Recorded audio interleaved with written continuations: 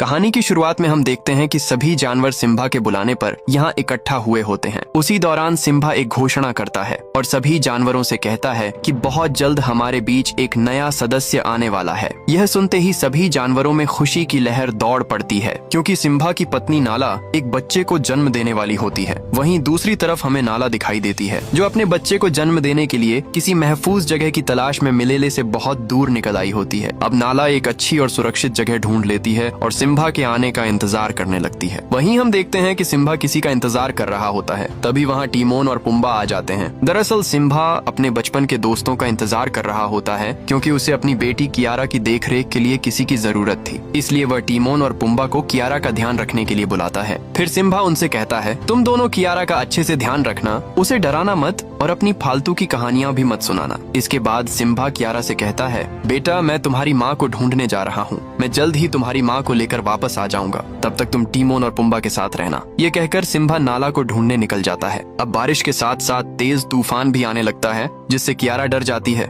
लेकिन सिम्बा के जाते ही टीमोन और पुम्बा कियारा को अपनी कहानी सुनाना शुरू कर देते हैं। दोनों डींगे मारते हुए कहते हैं कि आखिर में स्कार को उन्होंने मिलकर मारा था। तभी कियारा कहती है, स्कार को तो बाबा ने मारा था। लेकिन दोनों उससे कहते हैं, तुम्हारे बाबा फेकू चंद हैं, उन्होंने तुमसे झूठ बोला होगा। तभी वहाँ रफीकी आ जाता है। रफीकी को देखकर कियारा बहुत खुश हो जाती है और तुरंत उसके पास जाकर कहती है, माँ और बाबा मुझे छोड़कर चले गए। लेकिन रफीकी उसे समझाते हुए कहता है, तुम्हारे बाबा तुम्हें छोड़कर नहीं गए हैं, वो बस कुछ देर में वापस आ जाएंगे। इसके बाद रफीकी कियारा को मुफासा यानी उसके दादाजी की कहानी सुनाना शुरू करता है और यहीं से मेन कहानी की शुरुआत होती है। हमें दिखाया जाता है कि मुफासा जहाँ रहता है वहाँ पानी की कमी के कारण सूखा पड़ा हुआ है और पूरा इलाका बंजर हो चुका है। वहाँ खाने के लिए शिकार भी नहीं बचा होता। इसी दौरान मुफासा अपने माँ बाप के साथ खेल रहा होता है। तभी वह अपनी माँ आफिया से पूछता है, वो रोशनी क्या है? आफिया मुस्कुराते हुए कहती है, वो उम्मीद है। फिर वह कहती है, उस रोशनी के पार आखिरी बादल के पीछे एक जगह है जिसे मिलेले कहते हैं। वहाँ खाना पानी और हर वो चीज है जिसकी तुम्हें जरूरत हो सकती है। ये सुनकर मुफासा पूछता है, क्या हम वहाँ जाएंगे?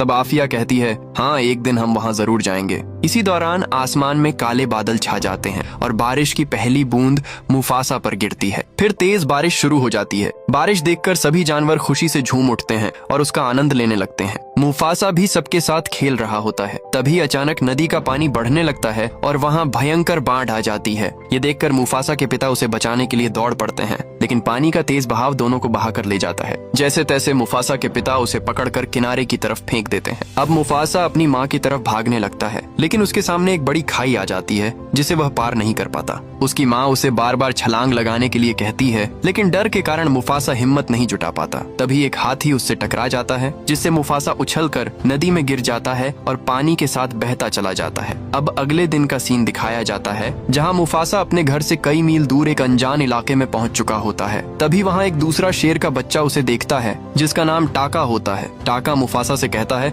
अगर तुम यहाँ रुके रहे तो कोई तुम्हें खा जाएगा। तभी अचानक दो मगरमच्छ मुफासा पर हमला कर देते हैं। मुफासा अपनी जान बचाकर भागने लगता है और टाका भी उसकी मदद करने की कोशिश करता है, लेकिन तभी टाका की माँ वहाँ आ जाती है और दोनों की जान बचा लेती है। वह टाका को डांटते हुए कहती है, तुम बिना बताए यहाँ क्यों आए? अगर तुम्हें कुछ हो जाता तो? इसके बाद टाका मुफासा को अपने साथ ले जाने की जिद करने लगता है। पहले तो उसकी माँ मना कर देती है, लेकिन टाका के बार बार कहने पर वह मान जाती है और मुफासा को अपने बच्चे की तरह अपनाने का फैसला करती है। फिर वे सब अपने घर पहुँचते हैं। वहाँ टाका के पिता ओवासी मुफासा को अपनाने से साफ इनकार कर देते हैं। वह कहते हैं, हम अजनबियों पर भरोसा नहीं करते। सच्चा रिश्ता सिर्फ खून का होता है। हम घुसपैठियों को मारकर खा जाते हैं। और वह मुफासा को वहाँ से चले जाने के लिए कहते हैं, लेकिन मुफासा जवाब देता है, अगर मैं भागा तो आप मुझे पकड़ नहीं पाओगे। मैं दुनिया का सबसे तेज भागने वाला बच्चा हूँ। ये सुनकर ओवासी टाका और मुफासा के बीच एक दौड़ रखने का फैसला करता है। शर्त ये होती है कि अगर टाका जीत गया तो मुफासा को वहाँ से जाना होगा, लेकिन अगर मुफासा जीत गया तो उसे उनके साथ रहने का मौका मिलेगा। फिर गिनती शुरू होते ही दोनों पूरी ताकत से दौड़ने लगते हैं। रास्ते में मुफासा थकने लगता है, क्योंकि उसने कई दिनों से कुछ खाया पिया नहीं होता। इसी वजह से वह कमजोर पड़ने लगता है। वापसी के समय टाका उससे आगे निकल जाता है, लेकिन वह दिल से मुफासा को अपना भाई मान चुका होता है। इसलिए वह जानबूझकर धीमा हो जाता है और मुफासा को आगे निकलने देता है। इस तरह मुफासा रेस जीत जाता है। ये देखकर ओवासी बिल्कुल खुश नहीं होता और टाका पर गुस्सा करता है, लेकिन अपनी शर्त के मुताबिक वह मुफासा को वहाँ रहने की इजाजत दे देता है। हालांकि वह साफ कहता है कि मुफासा शेरों के साथ नहीं बल्कि शेरनियों के बीच रहेगा। और ओवासी गुस्सा होकर वहाँ से चला जाता है, लेकिन टाका की माँ टाका को ऐसा करने पर शाबाशी देती है। फिर टाका और मुफासा मस्ती करने चले जाते हैं। मस्ती करते करते कई साल बीत जाते हैं और दोनों साथ खेलते कूदते बड़े हो जाते हैं। फिर एक दिन दोनों अपने घर की ओर जा रहे होते हैं। तभी रास्ते में दोनों एक प्लान बनाते हैं और घर पहुंचते ही भागते हुए सबसे कहते हैं हाथियों की भगदड़ मच गई है और वो इसी तरफ आ रहे हैं, अपनी जान बचाकर भागो। ये सुनते ही सभी बड़े शेर घबरा जाते हैं और इधर उधर भागने लगते हैं। यहाँ तक कि नवाब ओवासी भी छिपने के लिए कोई कोना ढूंढने लगते हैं। लेकिन तभी सबको पता चलता है कि टाका और मुफासा तो मजाक कर रहे थे। यह देखकर ओवासी बहुत गुस्सा हो जाता है। वह मुफासा से कहता है, तुम और टाका कभी भाई नहीं बन सकते,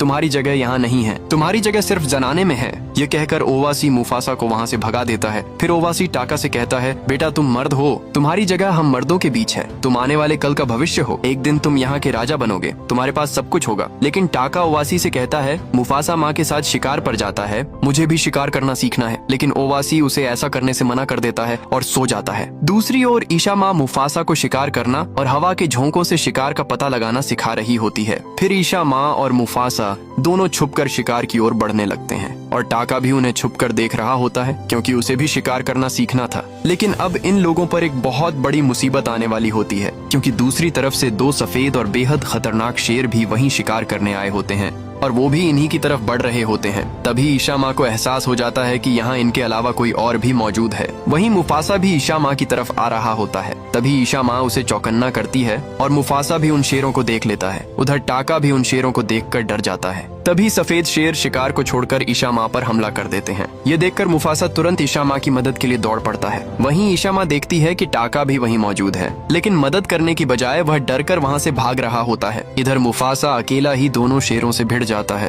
तभी एक शेर ईशा माँ को दबोच लेता है। ये देखकर मुफासा पूरी ताकत से उस शेर को टक्कर मारता है, जिससे वह शेर पेड़ पर जाकर गिरता है और वहीं उसकी मौत हो जाती है। यह देखकर दूसरा शेर अपनी जान बचाकर वहाँ से भाग जाता है। फिर ईशा माँ और मुफासा घायल अवस्था में घर पहुँचते हैं। उन्हें देखकर ओवासी चौंक जाता है और पूछता है, ये सब कैसे हुआ? तब ईशा माँ सारी बात बताती है। वह कहती है, दो सफेद शेरों ने हम पर हमला किया था। अगर आज मुफासा ना होता तो शायद मेरी जान भी चली जाती और टाका हमें मुसीबत में छोड़कर भाग आया। ये सुनकर टाका को अपने आप पर शर्म आने लगती है। वह सोचने लगता है कि वह अपनी माँ को मुसीबत में छोड़कर भाग गया। उसे बहुत बुरा लगता है। तभी मुफासा कहता है, हमें तैयार रहना होगा, वो फिर हमला करने आएंगे। बहती हवा बता रही है कि वो एक दिन में यहाँ पहुँच जाएंगे। लेकिन ओवासी को मुफासा की बात पर यकीन नहीं होता, इसलिए वह अपना एक खबरी सफेद शेरों के इलाके में भेजता है ताकि सच्चाई का पता लगाया जा सके। अब दूसरी तरफ हम किरोक्स के कबीले को देखते हैं। वहाँ वही शेर मौजूद होता है जो कुछ देर पहले मुफासा से बचकर भागा था, और जिस शेर को मुफासा ने मारा था वो किरोक्स का बेटा था। अपने बेटे की मौत से किरोक्स गुस्से से आग बबूला हो चुका होता है। वह गुस्से में बचे हुए शेर को भी अपने साथियों से मरवा देता है। वहीं ओवासी का खबरी ये सब छुपकर देख रहा होता है। ये सब देखकर खबरी तुरंत वापस लौटता है और ओवासी को बताता है वो लोग बहुत जल्द हम पर हमला करने आ रहे हैं और उनका एक शेर हमारे दो शेरों के बराबर है।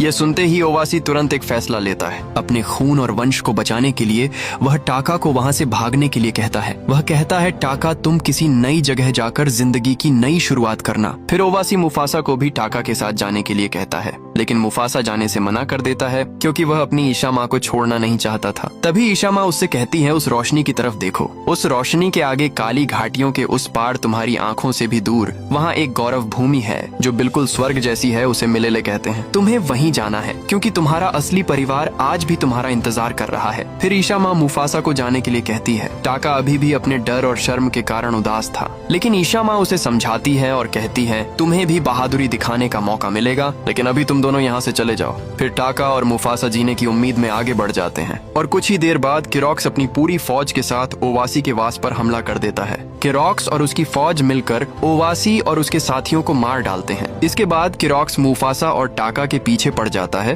क्योंकि उसे अपने बेटे के कातिल को हर हाल में मारना था। अब मुफासा और टाका अपनी पूरी जान लगाकर भागने लगते हैं, लेकिन किरोक्स उनका पीछा छोड़ने का नाम ही नहीं लेता। तभी भागते भागते उनके सामने एक गहरी खाई आ जाती है। अब टाका और मुफासा चारों तरफ से घिर चुके थे और किरोक्स उन पर हमला करने ही वाला था। तभी टाका मुफासा को पकड़कर खाई में कूद जाता है। दोनों एक टहनी पकड़ लेते हैं और खुश होने लगते हैं कि उनकी जान बच गई। लेकिन तभी जब वो पीछे मुड़कर देखते हैं तो पता चलता है कि किरोक्स और उसके साथी भी पानी में कूदकर उनके पीछे आ रहे हैं। ये देखकर दोनों नदी के बहाव में बहते चले जाते हैं और फिलहाल के लिए किरॉक्स के चंगुल से बच निकलते हैं। अब रात के समय टाका खुद की तारीफ कर रहा होता है कि उसने मुफासा की जान बचाई। ये सुनकर मुफासा उसे ढक्कन समझने लगता है। तभी अचानक मुफासा को एहसास होता है कि कोई उनका पीछा कर रहा है। दरअसल एक चालाक शेरनी जिसका नाम शराबी होता है पिछले पूरे एक दिन से इन दोनों का पीछा कर रही होती है और इन्हें इसकी भनक तक नहीं लगती। शराबी के साथ एक पक्षी भी होता है जिसका नाम जाजू होता है और अब शराबी भी इन दोनों के साथ शामिल हो जाती है। अब इन सभी को भूख लगी होती है, इसलिए ये लोग शिकार करने निकलते हैं। वहीं दूसरी ओर हम एक बड़े से पेड़ पर बंदरों के झुंड को देखते हैं, जहां हमें जवान अवस्था में रफीकी दिखाई देता है जो अभी फिलहाल कियारा को यह कहानी सुना रहा होता है।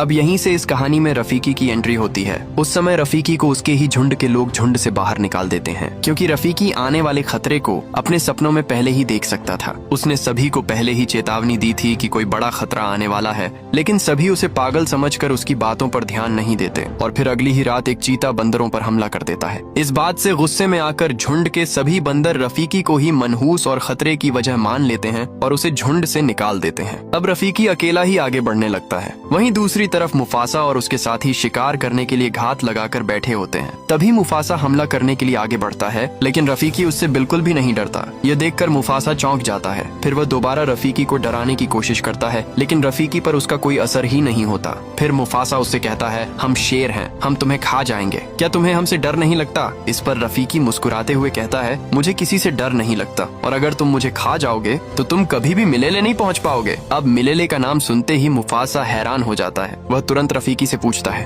तुम्हें मिलेले के बारे में कैसे पता? क्या तुम वहाँ गए हो? इस पर रफीकी कहता है, हाँ मैं वहाँ कई बार गया हूँ, लेकिन सपनों में। ये सुनकर किसी को भी रफीकी की बातों पर विश्वास नहीं होता, लेकिन फिर भी मुफासा उसके साथ जाने के लिए मान जाता है, क्योंकि वह समझ जाता है कि अब आगे का रास्ता रफीकी ही दिखा सकता है। फिर रफीकी सबको आगे का रास्ता बताता है। चलते चलते इनके सामने काली घाटियां आ जाती हैं। अब सभी सोचने लगते हैं कि आगे कैसे जाया जाए। तभी मुफासा को अपनी माँ की बात याद आती है, जिसमें उसने काली घाटियों के बारे में बताया था। अब मुफासा समझ जाता है कि उसे किस रास्ते से जाना चाहिए। तभी वह हवा के झोंकों से महसूस कर लेता है कि सफेद शेर अभी भी उनका पीछा कर रहे हैं और बहुत जल्द उन तक पहुँच जाएंगे। फिर ये सभी गाना गाते हुए और मस्ती करते हुए काली घाटियों के रास्ते आगे बढ़ने लगते हैं। वहीं दूसरी तरफ टाका को शराबी से प्यार हो जाता है। टाका मुफासा के पास आकर कहता है, भाई मुझे शराबी शराब की तरह चढ़ रही है, मुझे उससे प्यार हो गया है। फिर टाका मुफासा से शराबी को पटाने की टिप्स मांगने लगता है। मुफासा भी उसकी मदद करते हुए कहता है, उससे वहाँ के फूलों के बारे में बात करो जहाँ से वो आई है। इसके बाद टाका तुरंत शराबी के पास जाता है और कहता है, तुम्हारे अंदर से बकर फूल की खुशबू आती है। ये सुनकर शराबी हैरानी से पूछती है, तुम्हें कैसे पता? तब टाका स्टाइल मारते हुए कहता है, मैं सूंघ कर ही सब पता लगा लेता हूँ। ये सुनकर शराबी टाका से इम्प्रेस हो जाती है और उससे बातें करने लगती है। अब जैसे ही ये लोग घाटी के ऊपर पहुँचते हैं, इनके सामने हाथियों का एक बहुत बड़ा झुंड आ जाता है जो इनका रास्ता रोक कर खड़ा होता है। तभी पीछे से किरॉक्स अपनी फौज के साथ मुफासा को मारने के लिए पहुंच जाता है। अब सभी बहुत ज्यादा डर जाते हैं। मुफासा हाथियों से मदद मांगता है, लेकिन एक भी हाथी उसकी मदद नहीं करता। तभी शराबी अपना दिमाग चलाती है और पेड़ पर लगे मधुमक्खियों के छत्ते को गिरा देती है। इससे सारी मधुमक्खियां हाथियों पर टूट पड़ती हैं और हाथियों के झुंड में भगदड़ मच जाती है। लेकिन अब इस भगदड़ से मुफासा की टीम भी खतरे में पड़ जाती है। तभी शराबी पेड़ से नीचे गिर जाती है और एक हाथी से टकराकर बेहोश हो जाती है। यह देखकर मुफासा तुरंत शराबी को बचाने दौड़ पड़ता है। वहीं भगदड़ की वजह से किरॉक्स और उसके साथी पीछे हटने लगते हैं और उनका रास्ता बंद हो जाता है। दूसरी ओर टाका डर के मारे कुछ भी नहीं कर पाता। चाहता तो वो शराबी को बचा सकता था, लेकिन डर के कारण वह किसी की मदद नहीं करता। इधर मुफासा शराबी को एक गड्ढे में खींचकर उसकी जान बचा लेता है। यह देखकर किरॉक्स किसी दूसरे रास्ते की तलाश में वहाँ से वापस लौट जाता है। वहीं दूसरी ओर रफीकी पेड़ से नीचे गिर जाता है और यहीं उसे उसका रहस्यमयी डंडा मिलता है। क्योंकि शराबी काफी देर से बेहोश होती है, इसलिए रफीकी अपने मंत्रों से उसे होश में लाता है। होश में आते ही शराबी पूछती है, मेरी जान किसने बचाई?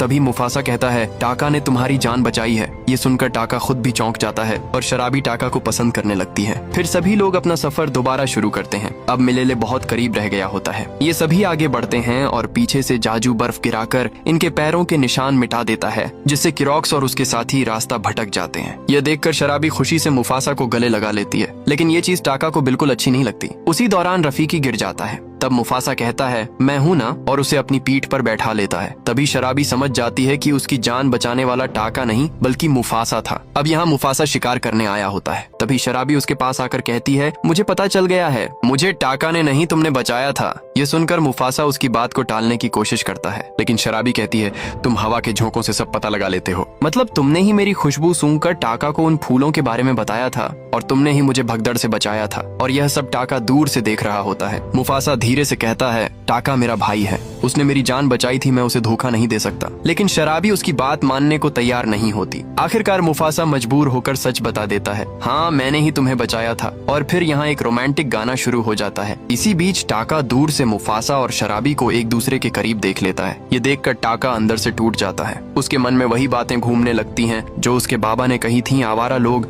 एक दिन हमसे सब कुछ छीन लेते हैं। और अब टाका मुफासा को धोखेबाज समझकर वहाँ से जाने लगता है। तभी अचानक बर्फ टूट जाती है और टाका पहाड़ से नीचे गिर जाता है। नीचे पहुँचते ही उसे कुछ आवाजें सुनाई देती हैं। वह देखता है कि किरॉक्स का पूरा झुंड रास्ता भटक चुका है। अब टाका के मन में मुफासा से बदला लेने का ख्याल आता है। वह सीधे किरॉक्स के पास चला जाता है और कहता है तुम्हारे बेटे को मैंने नहीं मुफासा ने मारा था, और वही है जो हर मोड़ पर तुम्हें मात दे रहा है। सिर्फ मैं ही तुम्हें उसके पास ले जा सकता हूँ, क्योंकि मुझे भी उससे बदला लेना है। उसने मेरा प्यार मुझसे छीन लिया। इसके बाद टाका और किरॉक्स हाथ मिला लेते हैं। अब अगली सुबह टाका वापस लौटता है। मुफासा उसे देखकर पूछता है तुम कहाँ चले गए थे। टाका बस इतना कहता है शिकार करने गया था और बात को टाल देता है। फिर सभी लोग आगे बढ़ने लगते हैं, लेकिन टाका जानबूझकर पीछे निशान छोड़ते हुए चल रहा होता है ताकि किरॉक्स उन तक पहुंच सके। आखिरकार इन सब का सफर खत्म होता है, क्योंकि अब सभी लोग मिलेले पहुंच चुके थे। वहाँ का नजारा देखकर किसी को भी अपनी आंखों पर विश्वास नहीं होता। चारों तरफ हरी भरी वादियां, खूबसूरत फूल और उनकी महक, सब कुछ किसी स्वर्ग जैसा लग रहा होता है। वहीं सभी खुशी से मस्ती कर रहे होते हैं। तभी रफीकी को अपने सपनों में दिखने वाला पेड़ मिल जाता है। उसे देखकर रफीकी बेहद खुश हो जाता है। तब मुफासा उससे कहता है इस पेड़ के पास तुम्हें तुम्हारा भाई भी दिखाई देता था ना, वो कहाँ है? इस पर रफीकी मुस्कुरा कर कहता है मेरा भाई तो बचपन में ही मुझसे बिछड़ गया था। मुझे यहाँ दिखाई देने वाला भाई तुम थे मुफासा।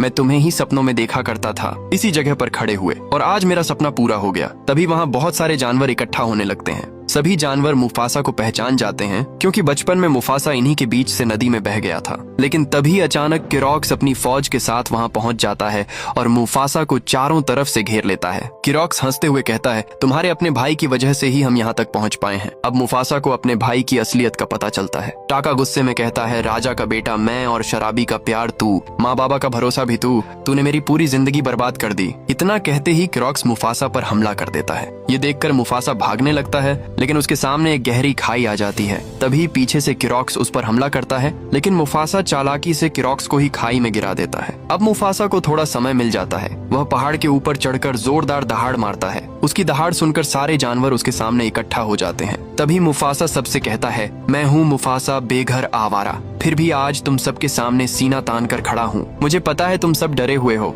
लेकिन तुम्हें मेरी मदद करनी होगी। तभी एक जिराफ कहता है हम तुम्हारे साथ क्यों मरें, ये सिर्फ तुम्हारी लड़ाई है। इस पर मुफासा कहता है आज ये लोग मुझे मारने आए हैं, लेकिन मेरे बाद क्या ये तुम्हारा शिकार नहीं करेंगे? अगर आज तुम सबने मेरी मदद नहीं की तो आने वाले समय में मिलेले भी खत्म हो जाएगा। ये सुनते ही सभी जानवर मुफासा का साथ देने के लिए तैयार हो जाते हैं। फिर सभी मिलकर किरॉक्स की फौज पर हमला कर देते हैं और उन्हें खदेड़ खदेड़ कर मारने लगते हैं। उधर ऊपर 3 शेरनियां मुफासा पर हमला कर देती हैं। लड़ाई करते करते मुफासा एक बड़े काले गड्ढे में गिर जाता है। वहाँ चारों तरफ अंधेरा होता है। मुफासा मदद के लिए टाका को पुकारता है, लेकिन टाका उसकी मदद नहीं करता और वहाँ से चला जाता है। अब मुफासा अंधेरे में रास्ता ढूंढ रहा होता है। तभी अचानक किरॉक्स झरने के पीछे से बाहर निकलता है और फिर दोनों के बीच जोरदार लड़ाई शुरू हो जाती है। यहाँ किरॉक्स मुफासा पर भारी पड़ रहा होता है। ये सब टाका भी देख रहा होता है। अब किरॉक्स धीरे धीरे मुफासा को मारने के करीब पहुंच जाता है। तभी टाका को अपना बचपन याद आने लगता है, जब वो और मुफासा साथ में खेला करते थे। यह सोचकर टाका भावुक हो जाता है और तभी जब किरॉक्स मुफासा को मारने ही वाला होता है, टाका बीच में आ जाता है। इससे मुफासा की जान बच जाती है, लेकिन टाका की आंख पर गहरी चोट लग जाती है। अब टाका और मुफासा दोनों मिलकर किरॉक्स से लड़ने लगते हैं, लेकिन किरॉक्स अब भी दोनों पर भारी पड़ रहा होता है। उधर बाहर भी किरॉक्स की फौज सभी पर भारी पड़ने लगती है। तभी रफीकी एक मंत्र पढ़ता है। अचानक धरती कांपने लगती है और जमीन फट जाती है, जिसमें कई शेरनियां गिर जाती हैं। पूरा पहाड़ टूटने लगता है और इसी दौरान वहाँ मुफासा का सिंहासन बन जाता है। उसी जगह जहाँ मुफासा और किरोक्स लड़ रहे होते हैं, एक बहुत बड़ा पत्थर गिरता है। उससे जमीन टूट जाती है और मुफासा तथा किरोक्स दोनों पानी में गिर जाते हैं। लेकिन पानी में भी किरोक्स मुफासा पर हमला करता रहता है। तभी ऊपर से एक विशाल पत्थर पानी में गिरने लगता है। मुफासा उसे देख लेता है और जैसे ही किरोक्स उस पर हमला करने आता है, मुफासा उसे धक्का देकर उस पत्थर के नीचे कर देता है और इस तरह किरोक्स उस विशाल पत्थर के नीचे दबकर हमेशा के लिए खत्म हो जाता है। अब मुफासा ऊपर की ओर तैरने लगता है, वहीं टाका पानी में उसकी तरफ देख रहा होता है। तभी मुफासा पानी से बाहर निकल आता है, लेकिन उसकी आखिरी सांसें चल रही होती हैं। तभी टाका उसे पकड़कर ऊपर खींच लेता है। उसी समय शराबी वहाँ आ जाती है। टाका शराबी को देखता है और चुपचाप वहाँ से चला जाता है। इसके बाद मुफासा शराबी के साथ बाहर आता है। सभी जानवर उसे देखकर खुशी से झूम उठते हैं और उसे अपना राजा मान लेते हैं। फिर सभी जानवर मुफासा के सामने झुक जाते हैं। तभी रफीकी मुस्कुराकर कहता है, तुम्हारे लिए एक और खुशी इंतजार कर रही है। मुफासा पीछे मुड़कर देखता है और उसकी आंखें नम हो जाती हैं, क्योंकि वहाँ उसकी माँ उसका इंतजार कर रही होती है। अपनी माँ को देखकर मुफासा दौड़कर उससे लिपट जाता है।